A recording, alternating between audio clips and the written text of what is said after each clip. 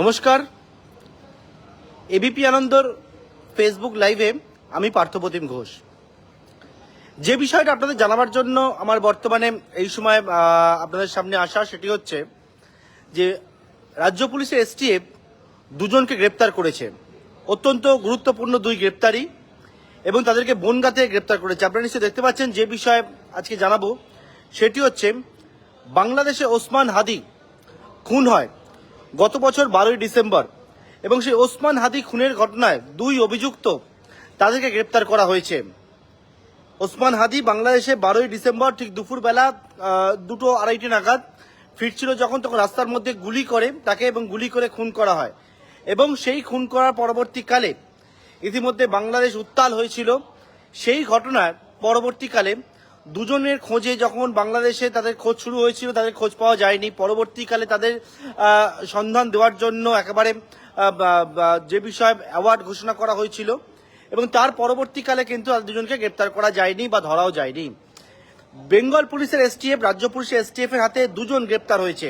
কিভাবে গ্রেপ্তার, কিভাবে বাংলাদেশে খুনের পরে তারা ভারতে প্রবেশ করলো এবং বাংলাদেশে আশ্রয় নিল, সেই সমস্ত বিষয়টাকে আপনাদেরকে জানাবো।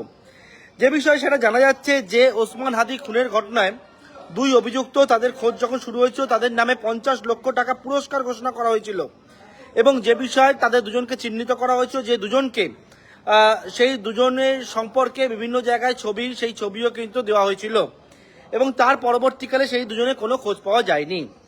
বেঙ্গল পুলিশের এসটিএফ বা রাজ্য পুলিশের এসটিএফ তারা গতকালকে রাত্রিবেলা গোপন সূত্রে খবর পায় একটা, যে বনগাঁ সীমান্ত, সেই জায়গায় দুজন বাংলাদেশি তারা অবৈধভাবে ভারতবর্ষে প্রবেশ করেছেন, প্রবেশ করে সেখান থেকে তারা রয়েছেন, এবং সেই মতো সেই খবর পাওয়ার পর দুজনকে প্রথমে আটক করে। কিন্তু প্রথমে যারা জানতে পারেননি যে এরা কারা, তাদের দুজনকে আটক করার পর যখন জানতে পারেন বেঙ্গল পুলিশের এসটিএফ, কারণ ইতিমধ্যে তাদের ছবি সার্কুলেট করা হয়েছিল, বিভিন্ন জায়গায় জানানো হয়েছিল, সেখান থেকে জানা যায় যে এই দুজন আর কেউ না, এই দুজন হচ্ছে একেবারে ওসমান হাদি খুনের ঘটনায় যে প্রধান দুই অভিযুক্ত, যার মধ্যে ফয়জাল করিম মাসুদ, যার বাড়ি বাংলাদেশের পটুয়াখালীতে, ফয়জালের ডাকনাম রাহুল, অন্যদিকে আলমগীর হোসেন, যার বাড়ি বাংলাদেশের ঢাকাতে। এই দুজন কিন্তু ওসমান হাদিকে খুনের পর তারা গা ঢাকা দেওয়ার জন্য বেআইনিভাবে অনুপ্রবেশ করে তারা ভারতবর্ষে চলে আসে। এবং যেমনটা জানা যাচ্ছে, ভারতবর্ষে প্রবেশ করার পর তারা কোথা থেকে প্রবেশ করেছিল, তারা হচ্ছে মেঘালয় থেকে, মেঘালয় সীমান্ত দিয়ে অবৈধভাবে ভারতে প্রবেশ করে। তারপর ভারতের বিভিন্ন স্থানে বিভিন্ন জায়গায় তারা গা ঢাকা দিয়েছিল।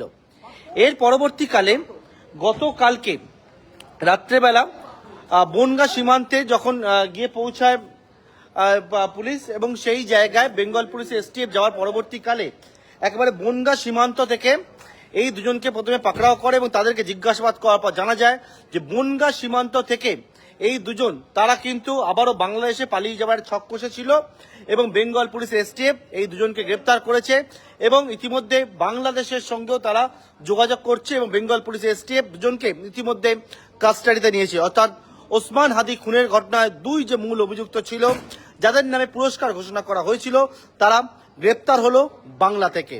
সুতরাং এই বিষয়টি জানাবার জন্য আপনাদের সামনে আমার এই ফেসবুক লাইভে আসা। পরবর্তীকালে যা যা তথ্য পাওয়া যাবে অবশ্যই আপনাদের সামনে আমি তুলে ধরবো। নমস্কার।